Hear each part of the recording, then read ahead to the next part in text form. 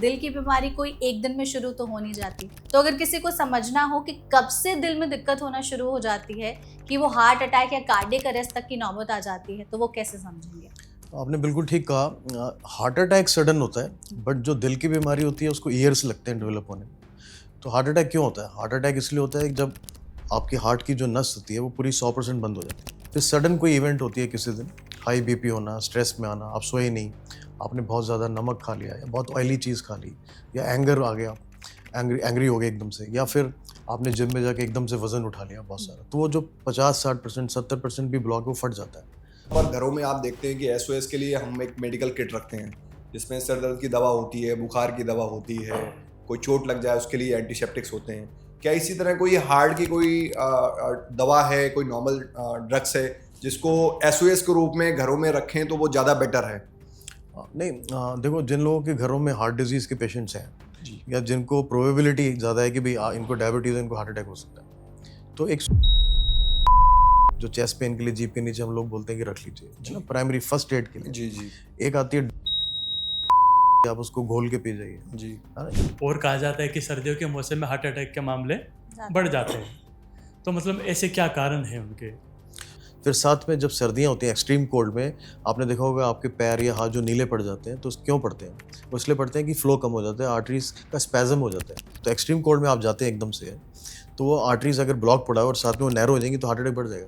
Blood pressure एकदम से shoot कर जाएगा कोल्डर एनवायरनमेंट में, तो जो छोटा ब्लॉक पड़ा है जो मैं पहले बता रहा था, वो फट सकता है, उससे हार्ट अटैक हो सकता है। एक अच्छी जांच के लिए सही उम्र क्या है और कौन-कौन सी जांच जो है वो लोगों को करवानी चाहिए? लिपिड प्रोफाइल, एक उसमें HbA1c आता है, उसमें थायराइड टेस्ट भी आते हैं, ब्लड प्रेशर मेजरमेंट्स होते हैं, खासकर अगर आपको सिम्टम्स हैं, हेडेक है, फटीग है, और फिर हार्ट के लिए जो टेस्ट है वो ECG नहीं है, वो ट्रेडमिल टेस्ट है। और 5 ऐसी चीज़ बताइए जो इन चीज़ों का खतरा बढ़ा सकती है। तो 5 चीज़ें तो हमारे रिस्क फैक्टर्स हो गए: sugar, high sugars, high cholesterol, high जो बैड कोलेस्ट्रॉल अगर हाई है, तीसरा इनएक्टिविटी, स्मोकिंग, ओबेसिटी, मोटापा, ये 5 चीज़ें हैं जिससे हार्ट डिजीज़ 50% 70% केसेस में आ सकती है। हम वैसे अपने डे रूटीन में बहुत ज़्यादा एक्टिव हैं, हर चीज़ एक्टिव कर रहे हैं, वॉक पे भी जा रहे हैं तो भी एक्टिव हैं। अगर हमें कोई कह दे आफ्टर ऑफिस भी कि आपको कहीं घूमने जाना है, तो हम एक्टिव हैं। बट जब आती है रनिंग की बात, तो हम पार्क का एक सर्कल भी पूरा नहीं कर पाते, हम उसमें ऐसे हो जाते हैं कि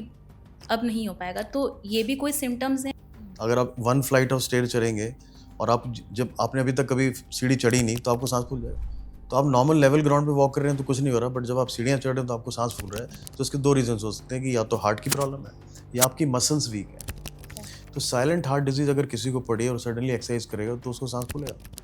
हमारे यहाँ पे यही होता है, हमारे यहाँ 30 to 40% of cases silent heart attack, silent heart disease के होते हैं। उनको पता ही नहीं चला कि हार्ट अटैक हो गया। इससे ज़्यादा नमक नहीं खाना चाहिए या इससे ज़्यादा ऑयल इंटेक नहीं होना चाहिए दिन में? पूरे दिन में 10 ml 15 ml ऑयल ले लेते हैं तो कुछ ज़्यादा फर्क नहीं पड़ेगा। उसमें से आप 1-2 ml देसी घी जो बोलते हैं सैचुरेटेड फैट ले सकते हैं अगर आपका कोलेस्ट्रॉल हाई नहीं। सॉल्ट की बात करें तो अगर आपको ब्लड प्रेशर है तो सॉल्ट इंटेक 5 ग्राम से नीचे आना चाहिए, 1 टीस्पून इसके नीचे रखना।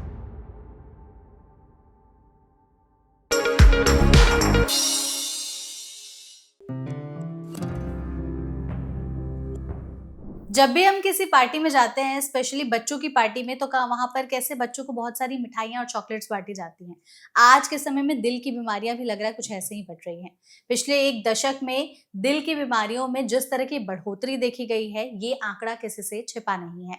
आए दिन हर किसी को heart attack, cardiac arrest, heart blockage, इस तरह की प्रॉब्लम्स जो हैं वो देखने सुनने को मिल रही हैं। लेकिन आपने कभी सोचा है, गौर फरमाया है कि आखिर दिल की बीमारियां बढ़ क्यों रही हैं? ऐसे क्या गलतियां हम अपनी लाइफस्टाइल में कर रहे हैं जिसकी वजह से हार्ट रिस्क का जो खतरा है वो इतना ज्यादा बढ़ चुका है? तो अगर आप भी इन सभी सवालों के जवाब चाहते हैं तो ये वेलनेस अड्डा सेशन आपके लिए एकदम परफेक्ट होने वाला है, क्योंकि आज के इस सेशन में हम आपके लिए इस सेशन के जरिए दिल से रिलेटेड हर एक छोटी जानकारी जानने समझाने की कोशिश करेंगे कि आज के समय में क्यों इतने ज्यादा दिल की बीमारियां बढ़ी हैं, इसके पीछे रिस्क फैक्टर्स क्या है, सिम्टम्स क्या है जो हम पहचान सकते हैं, हमारी बॉडी ऐसे क्या सिग्नल्स दे रही होती है। जिसके लिए सेशन में हमारे साथ एक बहुत ही स्पेशल एक्सपर्ट मौजूद हैं जिनकी पिछली वीडियोस को आपने बहुत ही ज्यादा प्यार दिया है।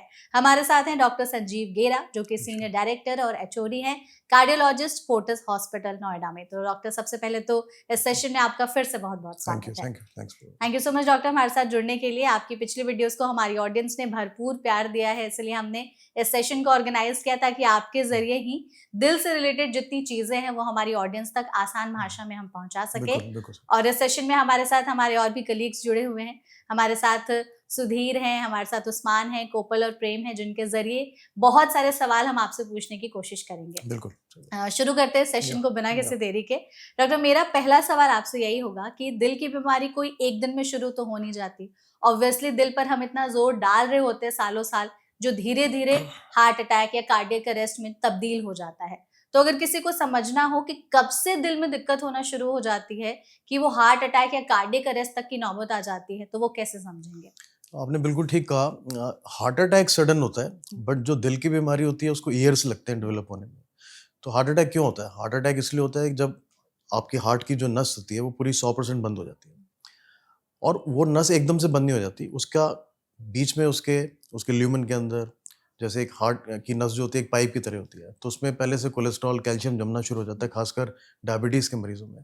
फिर सडन कोई इवेंट होती है किसी दिन, हाई बीपी होना, स्ट्रेस में आना, आप सोए नहीं, आपने बहुत ज़्यादा नमक खा लिया या बहुत ऑयली चीज़ खा ली, या एंगर आ गया, एंग्री हो गए एकदम से, या फिर आपने जिम में जाके एकदम से वजन उठा लिया बहुत सारा, तो वो जो 50-60% 70% भी ब्लॉक है वो फट जाता है, वो सडन अटैक दे देता है। बट हार्ट डिजीज बनने में, ब्लॉकेजेस बनने में ईयर्स लगते हैं, और वो ईयर्स ऑफ हमारी बैड लाइफस्टाइल है जिसकी वजह से ब्लॉकेज बनती है। बिल्कुल। तो ये फर्क है। क्रॉनिक हार्ट डिजीज जो एकदम से प्रेजेंट होती है वो हार्ट अटैक होता है। कुछ केसेस में कार्डियक अरेस्ट भी हो सकता है, जो लोग डेथ हो जाती है, कोलैप्स हो जाते हैं। तो हार्ट अटैक और जो ये कार्डियक अरेस्ट है, ये दोनों अलग अलग चीजें होती यस, हैं। ये दोनों अलग अलग चीजें। हार्ट अटैक से कार्डियक अरेस्ट हो सकता है, हार्ट अरेस्ट हो सकता है, आप गिर सकते हैं, मर सकते हैं। बट जो सडन कार्डियक अरेस्ट है उसके कई सारे रीजंस होते हैं। हार्ट अटैक एक रीजन है। अच्छा। तो शुरुआत होती है हार्ट डिजीज से, ब्लॉकेजेस से, जिसके कई सारे कारण आपको मालूम है। ब्लड प्रेशर है, शुगर है, ओबेसिटी है, स्मोकिंग है, या जेनेटिक्स किसी के पीछे से है जिसका कोलेस्ट्रॉल वैल्यूज बहुत हाई थे, जो हमारे इंडियंस में है, वो ब्लॉकेजेस बना देती हैं, और उसके बाद सडनली ब्लॉक बन जाता है 100%, वो हार्ट अटैक दे देता है। तो हमारे पास जो मरीज आते हैं, जब हम उनकी एंजियोग्राफी करते हैं, तो जब हार्ट अटैक होता है तो एक नस 100% बंद होती है, बट साइलेंटली और नसों में भी करीब 50% केसेस में प्लाक्स, ब्लॉकेजेस पड़ी होती हैं जो साइलेंट होती है। ओके। तो इसको बोलते हैं साइलेंट हार्ट डिजीज, जो हम लोग इग्नोर करते हैं बहुत सालों से। तो ये जो हार्ट अटैक है और दिल का दौरा यानी कि कार्डियक अरेस्ट है, सबसे पहले तो लोगों को यही लगता है कि दोनों सेम है, बट दोनों अलग अलग हैं। तो अगर हार्ट अटैक के लक्षण और कार्डियक अरेस्ट के लक्षण समझने हो तो वो कैसे समझेंगे? तो हार्ट अटैक जो होता है उसके तो लक्षण होते हैं, जैसे आप चल रहे हैं तो आपके सीने में दर्द आ रहा है, या भारीपन आ रहा है, पसीना आ रहा है, या आपको बहुत फटीग हो रहा है, सांस फूल रहे हैं सडनली, या ठंडे पसीने आ रहे हैं आपके, अच्छा। या फिर उल्टी जैसा मन कर रहा है, थक रहे हैं आप बहुत ज्यादा, ये तो हार्ट अटैक के जो सिम्टम्स हो सकते हैं। कार्डियक अरेस्ट का सिम्टम नहीं होता। कार्डियक अरेस्ट यूजुअली लोगों को पता चलता है कि कोई आदमी चलता हुआ एकदम से कोलैप्स कर गया, गिर गया, अरेस्ट हो गया, उसका हार्ट रुक गया। तो अरेस्ट में और अटैक में फर्क ये है कि जो अरेस्ट में हार्ट रुक जाता है, हार्ट अटैक में हार्ट आपका बीट कर रहा है बट नस बंद हो गई आपकी। अच्छा। तो हार्ट अटैक से अरेस्ट हो सकता है, आप गिर सकते हैं। तो उस वक्त आपने सुना होगा जब सीपीआर करना पड़ता है, हाँ। तो आप सीपीआर कीजिए, माउथ टू माउथ ब्रीदिंग कीजिए, उसको हॉस्पिटल ले जाइए, शॉक दे दीजिए। आजकल जो डिफरेंट रेलवे स्टेशन पे या एयरपोर्ट्स पे भी आजकल वो डिफिब्रिलेटर्स लगे हुए हैं, एआईडी डिवाइसेस बोलते हैं जिनको। तो ये बड़ा जरूरी है, हमें पता होना चाहिए कि अरेस्ट क्या चीज़ है और हार्ट अटैक क्या चीज़ है। अरेस्ट में तो इमीडिएट हॉस्पिटलाइजेशन होना चाहिए, क्योंकि अरेस्ट में आपका हार्ट रुक गया है, आपके ब्रेन की ब्लड सप्लाई खत्म हो गई और आप गिर जाते हैं उसमें, उसका इलाज अलग चीज़ है। बट हार्ट अटैक को हम डायग्नोस कर सकते हैं पहले से ही, हार्ट डिजीज को, साइलेंट हार्ट डिजीज को पता करके कुछ टेस्टों से, तो आप हार्ट अटैक बचा सकते हो। ओके, ठीक है। डॉक्टर, जैसे आपने बात की अभी सीपीआर की, तो सीपीआर का कोई, जैसे आम लोग हैं, सब जैसे एक्सपर्ट्स हैं, आपको तो पता है कि सीपीआर कैसे देनी है, और भी बहुत सारे मेडिकल एक्सपर्ट्स हैं जो वो उस प्रक्रिया के दौरान वो जानते हैं वो प्रक्रिया कैसे करनी है। लेकिन normal, as a normal person को अगर सीपीआर देना हो किसी को, तो वो क्या तरीका हो सकता है, क्या किस तरीके से वो शुरुआत करे? क्योंकि वो सिचुएशन ऐसी होती है कि लोग कई बार पैनिक हो जाते हैं, लोगों को समझ नहीं आता क्या करना है। तो ऐसी सिचुएशन में यदि कोई हमारे सामने व्यक्ति है जिसको ज़रूरत है, तो किस तरह से इनिशिएट करना चाहिए, किस तरह से हमें उनकी मदद करनी चाहिए? तो कार्डियक अरेस्ट जब होता है, तो जैसे आपने देखा कोई कोलैप्स कर गया पेशेंट, तो सबसे पहले तो उसको पहले से आपको उसको थोड़ा सा ना आवाज़ देके ये बोलना चाहिए कि आप पहले सुन पा रहे हैं कि नहीं सुन पा रहे हैं। अगर पेशेंट सुन पा रहा है, उसकी ब्रीदिंग है, इसका मतलब हार्ट चल रहा है अभी। बट अगर वो बिल्कुल कोलैप्स्ड है और आपकी बात को जवाब नहीं दे रहा, तो उसकी पल्स चेक कीजिए, कैरोटिड पल्स को चेक कीजिए, आ रही है कि नहीं आ रही है। अगर वो नहीं आ रही है आपकी, तो सबसे पहले तो जो साथ में कोई आदमी, उसको एम्बुलेंस के लिए एक्टिवेट कर दीजिए। फिर साथ में उसका जो चेस्ट कंप्रेशंस होते हैं वो शुरू कर दीजिए। माउथ टू माउथ ब्रीदिंग को आप जो हम ब्रीथ करते हैं एक दूसरे से, या तो वो दो लोग कर सकते हैं कि एक माउथ टू माउथ ब्रीथ कर रहा है और एक चेस्ट कंप्रेशन दे रहा है। तो जो चेस्ट कंप्रेशन होते हैं वो बड़े इफेक्टिव होने चाहिए उस वक्त। अगर आप इनिशियली एकदम से चेस्ट कंप्रेशन दे दो तो कई बार पेशेंट एकदम से रिवाइव हो जाता है, तो वो कॉफ करके उठ जाएगा या अवेक हो जाएगा एकदम से, तो आप फिर माउथ टू माउथ ब्रीदिंग रोक सकते हैं। तो कई लोग बोलते हैं 1:25 कर दो, 25 बार कर दो, 10 बार कर दो। तो लेकिन चेस्ट कंप्रेशन बड़ा इंपॉर्टेंट होता है कि वो सेंटर ऑफ चेस्ट में दोनों हाथ ऐसे करके, वो हमारी ट्रेनिंग प्रोग्राम्स होते रहते हैं, हम लोग भेजते रहते हैं। बट नॉर्मली जैसे ही आप देखें तो चेस्ट कंप्रेशन बीच में हाथ रख के ऐसे शुरू कर दीजिए, जिससे चेस्ट कम से कम 5 सेंटीमीटर के करीब डिप्रेस हो जाए, और फिर 10 करके 15 करके एक माउथ टू माउथ ब्रीथिंग, क्योंकि ब्रीदिंग में हम टाइम ले सकते हैं, but important to do chest compression first. तो एकदम अवेक हो जाए, पल्स देख लीजिए आगे, तो फिर एम्बुलेंस जब तक आ जाएगी तब आप उसको ले जाइए। या फिर आपके पास डिफिब्रिलेटर डिवाइसेस हैं, अगर AID, जो आजकल हम रिकमेंड करते हैं कि हर कॉर्पोरेट्स को रखना चाहिए। तो अगर पेशेंट कोई कोलैप्स करता है तो आप उसको शॉक दे दीजिए, डिफिब कर दीजिए उसको, फिर चेस्ट कंप्रेशन कर दीजिए। तो एक पूरा सीरीज है ये। जी, इसके अलावा भी डॉक्टर, अगर जैसे आमतौर पर घरों में आप देखते हैं कि SOS के लिए हम एक मेडिकल किट रखते हैं, जिसमें सर दर्द की दवा होती है, बुखार की दवा होती है, कोई चोट लग जाए उसके लिए एंटीसेप्टिक्स होते हैं। क्या इसी तरह कोई हार्ट की कोई दवा है, कोई नॉर्मल ड्रग्स है जिसको SOS के रूप में घरों में रखें तो वो ज़्यादा बेटर है? नहीं, देखो, जिन लोगों के घरों में हार्ट डिजीज के पेशेंट्स हैं, या जिनको प्रोबेबिलिटी ज़्यादा है कि भाई इनको डायबिटीज है, इनको हार्ट अटैक हो सकता है, तो एक सॉर्बिट्रेट की गोली आती है, आइसोसॉर्बेट की, जो चेस्ट पेन के लिए जीभ के नीचे हम लोग बोलते हैं कि रख लीजिए, है ना, प्राइमरी फर्स्ट एड के लिए। एक आती है डिस्प्रिन की जो गोली आती है, आप उसको घोल के पी जाइए। हाँ, ये इंपॉर्टेंट दो पहले मेजर्स होते हैं। बीपी चेक कर लीजिए, बीपी बहुत हाई है तो एक ब्लड प्रेशर की कॉमन टैबलेट्स हम बताते हैं, वो रख लीजिए, आप ले लीजिए इनिशियली। बट इंपॉर्टेंट है कि सबसे पहले हॉस्पिटल जाके ECG कराया जाए। ये बड़े सिंपल मेजर्स हैं जो कई बार क्लॉट को घोल देते हैं, हार्ट अटैक बचा सकते हैं, बट ये डेफिनेटिव नहीं है। तो सबसे पहले पता होना चाहिए, ये नहीं कि हमने गैस के लिए वो दवाई खा ली, तो हमें सिम्टम्स पता होने चाहिए कि ये गैस का है कि उसका लग रहा है। डिफरेंशिएशन इंपॉर्टेंट है कि किस चीज में हमें क्या दवाई देनी है। अच्छा डॉक्टर, जब आप कार्डियक अरेस्ट का बता रहे थे कि CPR देते वक्त चेस्ट कंप्रेशन करना चाहिए, तो आपने कहा कि छाती को दबाव कम से कम कि 5 सेंटीमीटर तक मतलब वो इफेक्टिव हो। कंप्रेशंस के लिए कुछ डेप्थ होनी चाहिए उसका। तो उससे तो क्या 5 to 10 पसलियों के सेंटीमीटर्स भी टूटने का रहता है? हो सकता है। तो आइडियली हम लोग यही बोलते हैं कि अगर पसली टूटी है तो इफेक्टिव कंप्रेशन था, बट उससे ज्यादा फर्क नहीं पड़ता। तो तो हाँ, पसलियां टूट गई तो फिर वो एक बट अलग वो इंपॉर्टेंट कॉम्प्लिकेशन है। नहीं नहीं हो नहीं, कोई जाएगा? कॉम्प्लिकेशन नहीं, वो हील कर जाता है, बट यूजुअली पसली इतनी जल्दी टूटती नहीं है। ठीक है। अगर आप बहुत हैवी हैं, उनको वो कर रहे हैं, हम्म, बट 5 सेंटीमीटर 10 सेंटीमीटर से इतना पसली कोई टूटेगा। और सेंटर ऑफ चेस्ट पे करना है, तो ठीक ये है। स्टर्नम है, ये है ना, ये पसली तो इस तरफ है। ओके, ठीक है। डॉक्टर साहब, इसी CPR से जुड़ा मेरा एक क्वेश्चन है कि मतलब हम CPR की बात कर रहे हैं, लेकिन ग्रामीण इलाकों में हम कह रहे हैं कि मतलब उनको CPR देना शुरू करो और एम्बुलेंस का या किसी मेडिकल इमरजेंसी का वेट करो। वहाँ पर ऐसा नहीं होता है कि मतलब एकदम आपने कॉल किया, वो एम्बुलेंस आ गई, या कोई आसपास में डॉक्टर भी नहीं होते हैं। तो मतलब कब तक ये प्रोसेस करते रहना है? मतलब पूरा यही प्रोसेस करते रहना है, उसको सांस देते रहें और उसका सीना दबाते रहें? तो इसमें बड़ा इंपॉर्टेंट है, चाहे एम्बुलेंस नहीं भी है तो आप कंप्रेशंस करते हो उसको अपनी गाड़ी में हॉस्पिटल ले जा सकते हैं, आप ECG हो जाए, उसको शॉक दे दें, क्योंकि अगर उसको शॉक की जरूरत है, DC शॉक की, तो कंप्रेशन से ज़्यादा फर्क नहीं पड़ेगा उसमें।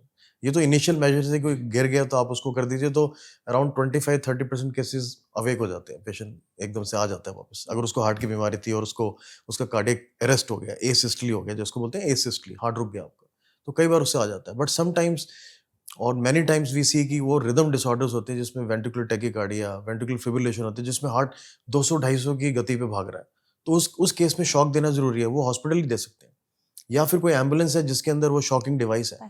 तो रूरल एरिया में यही तो हम लोग अभी पिछड़े हैं इस चीज़ों में, कि अभी भी वो जो फैसिलिटीज़ हैं वो मेट्रोज में ज़्यादा है, बट रूरल एरियाज में इतनी नहीं है। बट हाँ, बहुत सारे हॉस्पिटल्स खुलते जा रहे हैं आजकल, और एम्बुलेंसेज बहुत ईजिली अवेलेबल है, तो ऐसा नहीं है कि कुछ नहीं है वहाँ पे। तो बेटर ये है कि आप कंप्रेशन दीजिए, माउथ टू माउथ ब्रीदिंग कीजिए, अपनी गाड़ी में ले जाइए कंप्रेशन करते हुए, वो बेस्ट वे आउट है, बजाय इसके कि आप एम्बुलेंस की वेट करें। ऐसी स्थिति में अक्सर देखा जाता है कि लोग घबराकर मतलब मरीज को पानी पिला देते हैं। तो ऐसी सिचुएशन में पानी तो पिलाना अगर चाहिए? कार्डियक अरेस्ट हो गया और पेशेंट रिस्पॉन्ड नहीं कर रहा, तो इसलिए मैंने पहले बोला था कि आप पहले उसको पूछिए, क्या वो आपको जवाब दे पा रहा है, आपको रिकग्नाइज कर रहा है।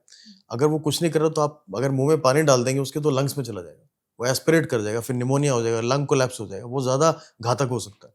तो पहले ये देखिए वो कॉन्शियस है, अनकॉन्शियस है। ठीक है। मेरा एक क्वेश्चन और था, सर्दियों का मौसम चल रहा है अभी, और कहा जाता है कि सर्दियों के मौसम में हार्ट अटैक के मामले बढ़ जाते हैं, तो मतलब ऐसे क्या कारण है उनके? तो उसमें जब सर्दियाँ आती हैं तो कोल्डर एनवायरनमेंट जो होते हैं, एक तो ब्लड प्रेशर फ्लक्चुएशंस बहुत होते हैं, बीपी बढ़ जाता है।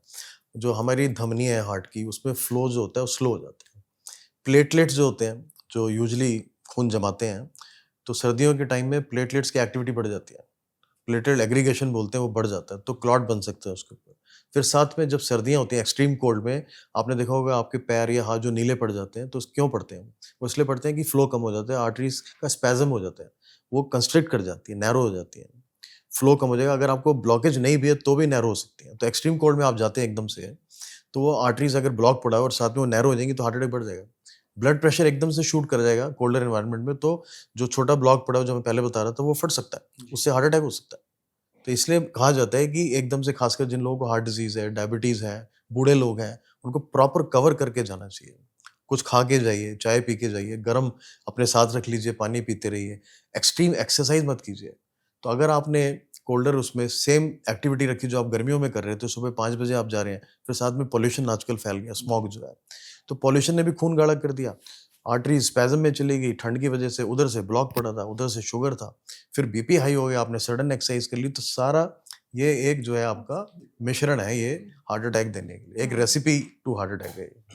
अच्छा, तो जो लोग फिर पहाड़ों में रहते हैं तो क्या उनको रिस्क और भी ज़्यादा है? तो जो पहाड़ों में लोग रहते हैं वो अडेप्टेड होते हैं, हाँ, वो अकस्टम्ड होते हैं, जिसको बोलते हैं, उनकी बॉडी, उनका हार्ट अडेप्टेड होता है, वो लोग पहाड़ चढ़ते जाते रहते हैं, उतरते रहते हैं, उनकी बॉडी उस कोल्ड को, एनवायरनमेंट को अडेप्ट हो गई कर है। चुके रहते तो हैं। यही कहा जाता है कि कोई ऐसी चीज़ जिसको आप अडेप्टेशन नहीं है, जिसको आप अकस्टम्ड नहीं है हार्ट, वो मत कीजिए। आप आज बैठे हैं आराम से, कल आपके दिमाग में आया मैं आज जिम जाऊँगा, और कल आप जिम चले गए और आपने 50 किलो, 20 किलो या चलो 10 किलो भी उठाया जो आपने पहले कभी नहीं उठाया था, तो वो पक्का आपको हार्ट अटैक दे सकती है। अच्छा, लोग ऐसे में बहुत सारे मैराथन भी दौड़ने चले जाते हैं। हाँ, अगर आपने पहले कभी वॉक भी नहीं करी, आप मैराथन दौड़ने जा रहे हैं, तो आपका हार्ट बीट जो है एकदम से शूट करेगी, 150-200 पे हार्ट बीट करेगा, जो यूजुअली नहीं करना चाहिए। स्लोली एडेप्टेशन होता है हार्ट बीट्स हाँ, का। तो सडन कुछ भी नहीं करना है जो हार्ट के लिए नुकसान करे। ठीक है। सर मेरा आजकल की यंग जनरेशन से रिलेटेड क्वेश्चन है। जैसे कि आजकल 15 की एज से लेकर 30 तक की एज के बीच के लोग जिम को लेके बहुत ज़्यादा उनके अंदर रहता है कि जिम जाना है, वेट्स लिफ्ट करने हैं, सप्लीमेंट्स लेने हैं। तो ये क्या हार्ट अटैक में या और कोई सीरियस प्रॉब्लम में ये भी रिस्क होता है इसका नहीं, कुछ? देखिए, जिम से या एक्सरसाइज से हार्ट अटैक नहीं हो जाएगा, अनटिल अनलेस आपको रिस्क फैक्टर्स हैं। हुँ। या जैसे मैंने बताया, आपने सडनली शुरू कर दिया, तो कुछ प्रोटोकॉल्स होते हैं जिसको बोलते हैं एक्सरसाइज रेजिमेंट्स बोलते हैं, कि आप कुछ, आपको एक्सरसाइज प्रिस्क्रिप्शन बोल लीजिए कि आपको इतनी करनी है, इतनी नहीं करनी है। तो 15 साल के बच्चे को, 17 साल के बच्चे को, 18 साल से नीचे तो वेट्स करने नहीं चाहिए, है ना? ग्रोइंग एज है आपकी, तो आपको कार्डियोस करने चाहिए। पहले आप अपने हार्ट को कार्डियोस से अडेप्ट कर लो। कार्डियो में क्या-क्या कर सकते कार्डियो हैं? में जैसे साइकिलिंग होती है, क्रॉस ट्रेनर्स होते हैं, फिर साथ में आपके स्विमिंग होती है, रनिंग होती है, जॉगिंग होती है, ट्रेडमिल एक्सरसाइज होती है। आजकल वो नए प्रोटोकॉल्स चल रहे हैं जो ज़ुम्बा वगैरह, वो सब कार्डियोज़ में आता पिलाटेस, है ना? हाँ। सब कार्डियोज़ में आता है। तो पहले आप हार्ट को अच्छे से अडैप्ट कर लीजिए कि आप, जब आप वज़न उठाएँगे, तो आपका हार्ट जो है वो एकदम से 200 की रेट पे नहीं बीट करेगा। वो कार्डियो से अडैप्ट हो जाएगा। तो अगर आप ये कर लेंगे, तो आप चाहे 15 किलो उठाएँ, 20 किलो उठाएँ, तो कुछ नहीं होने। तो यही कहा जाता है कि हफ्ते में 5 दिन कार्डियोस कीजिए और 2 दिन वेट्स कीजिए, और वेट्स भी ग्रेजुअली इंक्रीज करने चाहिए, एस्केलेट करने चाहिए। तो जैसे 5 किलो आपने 2 हफ्ते कर लिए, फिर आप 10 किलो पे आ जाइए, अगर आपको सच में इतनी मसल्स चाहिए, which is actually not needed, hmm. है ना? जो लीन, कहा यह जाता है कि जो बल्की लोग होते हैं ज़्यादा, उन लोगों को ब्लड प्रेशर की बीमारी ज़्यादा होती है फ्यूचर में, even if they are active. अगर बल्क बहुत ज़्यादा है तो उसको बीपी की प्रॉब्लम हो सकती है, उससे नसें फट सकती हैं, पतली हो सकती हैं। तभी आपने सुना होगा कुछ जिम में कुछ लोग वहीं पे एक्सरसाइज हार्ट करते हुए अटैक और कोलैप्स कर कार्डियक गए, अरेस्ट, हाँ। और यंग लोग थे, बड़े फिट और एक्टिव लोग थे। ओके, और पतले लोगों में फिर किस चीज़ का रिस्क होता है? पतले लोगों में तो फिर इम्यूनिटी उनकी, अगर ज़्यादा पतला होना भी ठीक नहीं है, हाँ। बट अगर आप पतले हैं और एक्टिव हैं बहुत, हुँ। स्टैमिना अच्छा है, एंड्योरेंस अच्छी है आपकी, तो कोई रिस्क नहीं होता। Hmm. Thin is good. Okay. तो सर जैसे कि हम वैसे अपने डे रूटीन में बहुत ज़्यादा एक्टिव हैं, हर चीज़ एक्टिव कर रहे हैं, वॉक पे भी जा रहे हैं तो भी एक्टिव हैं, अगर हमें कोई कह दे आफ्टर ऑफिस भी कि आपको कहीं घूमने जाना है तो हम एक्टिव हैं। बट जब आती है रनिंग की बात तो हम पार्क का एक सर्कल भी पूरा नहीं कर पाते, हम उसमें ऐसे हो जाते हैं कि अब नहीं हो पाएगा। तो ये भी कोई सिम्टम्स हैं, नहीं, इसमें भी ऐसा कुछ? कुछ नहीं है कि वो हार्ट डिजीज हो सकती है, बट अगर आपको रिस्क फैक्टर्स हैं, शुगर है, बीपी है, या आपका कोलेस्ट्रॉल हाई है, तो और आप भाग नहीं पा रहे हैं, तो वो हो सकता है। या फिर आप कभी भागे ही नहीं, आपका हार्ट अडेप्टेड ही नहीं है उस चीज़ को, आपका हार्ट केवल एक नॉर्मल वॉक्स को अडेप्टेड है, तो इसलिए आपको वो सिम्टम्स आ जाएगा ज़रा भी आप तेज एक्सरसाइज करेंगे। हुँ। अगर आप 1 फ्लाइट ऑफ स्टेयर चढ़ेंगे और आप जब आपने अभी तक कभी सीढ़ी चढ़ी नहीं तो आपको सांस फूल जाएगा। तो आप नॉर्मल लेवल ग्राउंड पे वॉक कर रहे हैं तो कुछ नहीं हो रहा, बट जब आप सीढ़ियाँ चढ़ रहे हैं तो आपको सांस फूल रहा है। तो इसके 2 रीज़न्स हो सकते हैं कि या तो हार्ट की प्रॉब्लम है या आपकी मसल्स वीक है। मसल्स में उतनी स्ट्रेंथ नहीं है आपकी, मसल की टोन ठीक नहीं है या मसल का बल्क ठीक नहीं है। तो जब आप चले, ऊपर चढ़े या तेज भागे तो आपका वज़न आपकी मसल नहीं उठा पाई। तो इस वजह से हार्ट पे लोड पड़ा, अल्टीमेटली सांस फूल गया। लंग्स का भी हो सकता है, कई लोगों को लंग्स का भी होता है, एस्थमा होता है, उनको भी हो सकता है।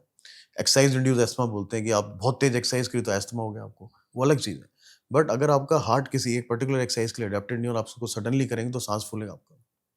या फिर रिस्क फैक्टर्स हैं। तो एक टर्म होती है जिसको बोलते हैं साइलेंट हार्ट डिजीज।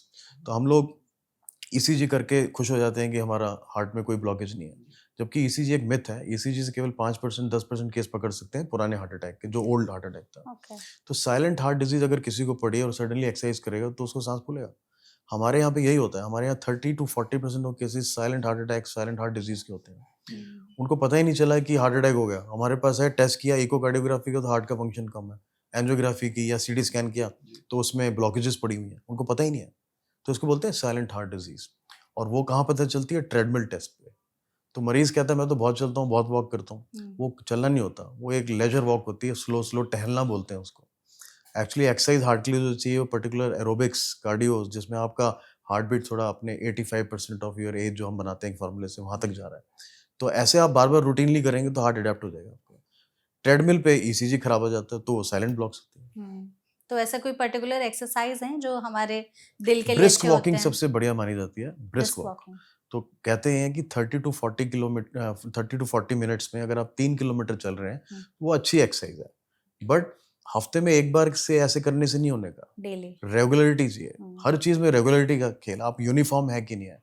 तो अगर आप हफ्ते में at least 150 minutes of exercise daily कर रहे हैं तो आप ये जो बोल रहे हैं कि तेज भागना चलना आप कर लोगे। तो ब्रिस्क वॉकिंग बेस्ट होती है। जॉगिंग आप लाइट जॉग कर सकते हो, बट हार्ट के लिए ब्रिस्क वॉक बेस्ट होती है। Walking is the best medicine, simple. ठीक है। तो इसमें फिर वो एज क्राइटेरिया भी है क्या कि किस एज के लिए ब्रिस्क वॉकिंग या किस एज के लिए ऐसा कार्डियो? कुछ नहीं है। हमारे पास 90 इयर्स के, 85 इयर्स के लोग आते हैं जो ब्रिस्क वॉक कर रहे होते हैं। ये सब है कि आपका पुराना कैसे रहा, बेस कैसे था आपका। तो अगर बेस अच्छा था, आप बहुत एक्टिव थे तो अभी भी कर सकते हो आप। हाँ, बट ये हमें देखना है कि हार्ट डिजीज तो नहीं है, नहीं। ब्लॉकेजेस तो नहीं पड़ी। तो एवरी पर्सन अबव 35 40, अब जैसे हमने टेस्ट बताने शुरू कर दिए कि आप पहले एक ट्रेडमिल टेस्ट करा लो कि आपका हार्ट सही है, तब आप एक्सरसाइज शुरू करो। तो जिम्नेजियम्स में भी मेरे पास जैसे लोग आते हैं, पूछते हैं, तो हम उनके जो ट्रेनर्स हमको ये बताते हैं कि आप पहले ना कार्डियक टेस्ट करा लो, लिपिड प्रोफाइल करा लो कि प्रोबेबिलिटी तो नहीं है, शुगर चेक कर लो, फिर उनको एक ट्रेडमिल पे टेस्ट कर लो कि कितना हार्ट बीट जाता है उनको, उस हिसाब से एक्सरसाइज प्रिस्क्रिप्शन दो कि कितना चलना है। सो जैसे कि हम डे रूटीन में जो भी काम करते हैं और जैसे कि हमने एक्सरसाइज रिलेटेड भी काम किए, बट हमारी जो बॉडी है उससे अडेप्ट कर लेती है, तो कहते हैं उससे कुछ बेनिफिट्स नहीं मिलते हैं हमें।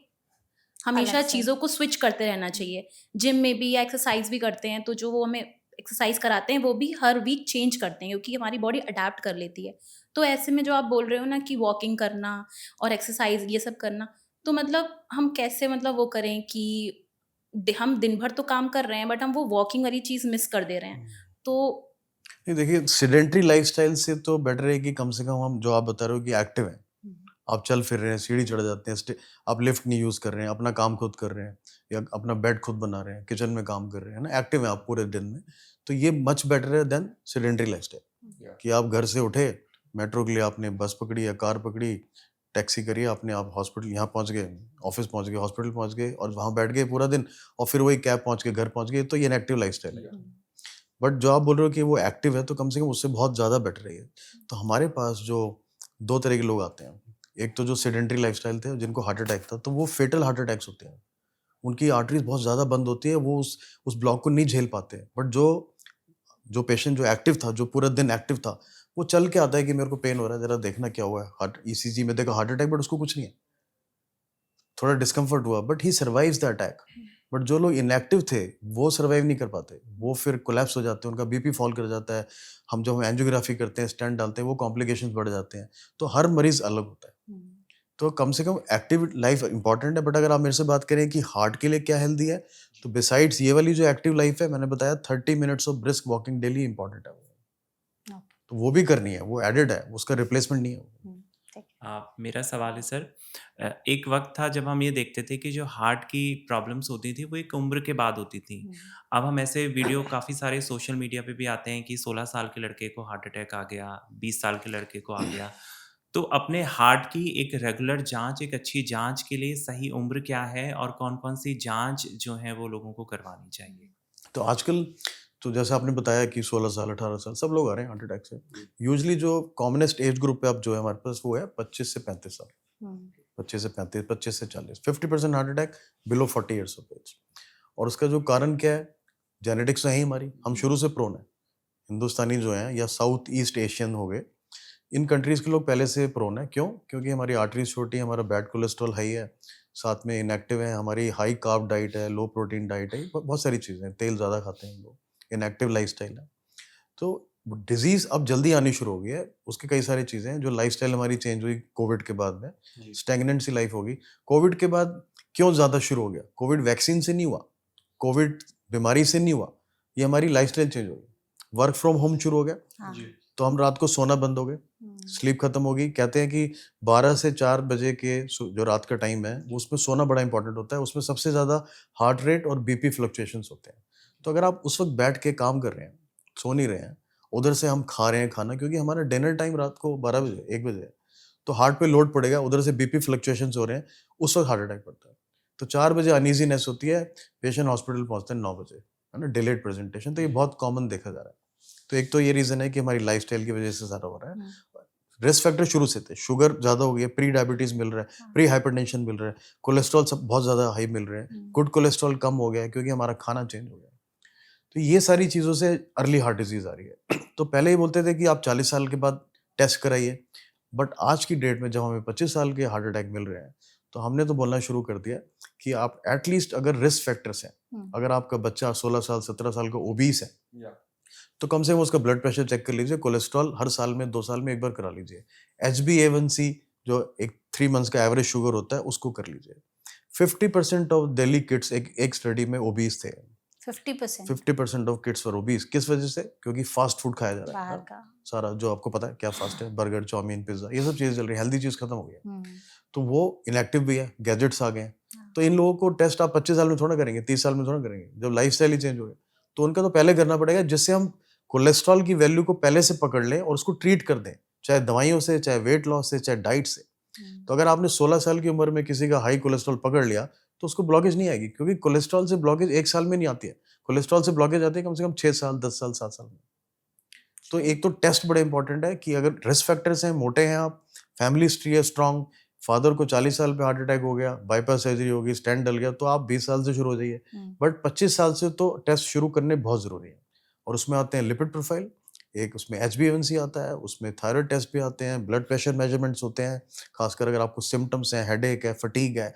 और फिर हार्ट के लिए जो टेस्ट है वो ECG नहीं है, वो ट्रेडमिल टेस्टिंग है, एकोकार्डियोग्राफी है ना, कई सारे टेस्ट हैं।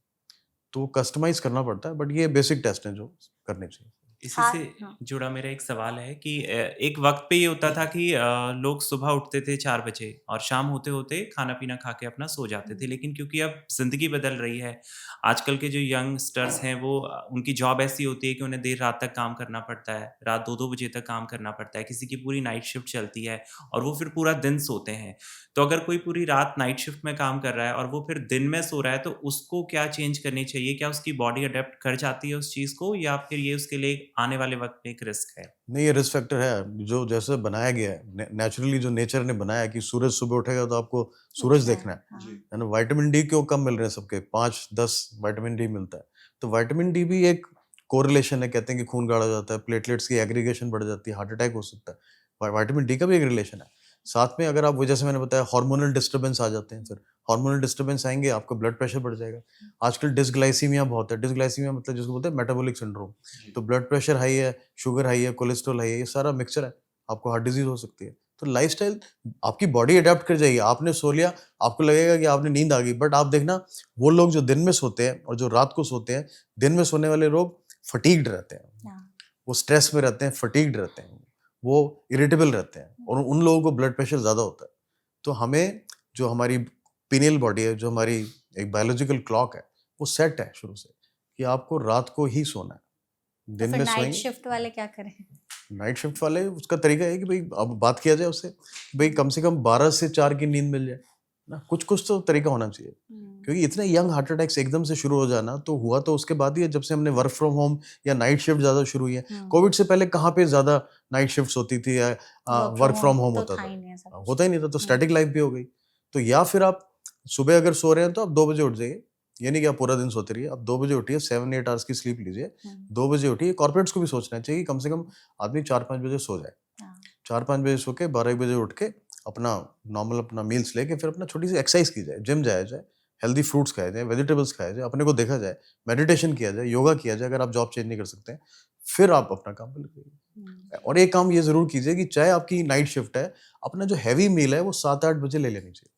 उसके बाद हाँ, ऐसे मत कीजिए कि आप हैवी मील अपने काम के हिसाब से ले रहे हैं। रात को आप फ्रूट्स खा सकते हैं, नट्स खा सकते हैं।